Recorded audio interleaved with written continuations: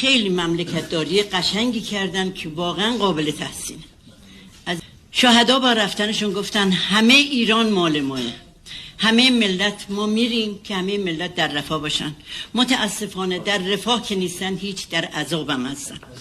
راهپیمایی کردیم که شاه بره، دینمون درست بشه، جوانامون راحت زندگی کنه. متاسفانه دینمون که خراب شد، هیچ فساد جامعه رو گرفت، هیچ دزدامون زیاد شد، هیچ بچه‌های جوانمون که آقای علمی هم میدونه 2 تا پسر 20 سالم شهید شده و همسرم شهید شده.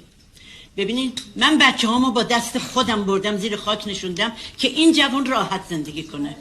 عکس 3 تا بچه‌هامو همسرمو گذاشتم اونجا. شب که میخوام بخوابم میگم مهدی، محسن، حاج آقا، چند نفر امروز نون نداشتن، چند نفر امروز غذا نداشتن، چند نفر امروز شرمنده بچه‌هاشون بودن.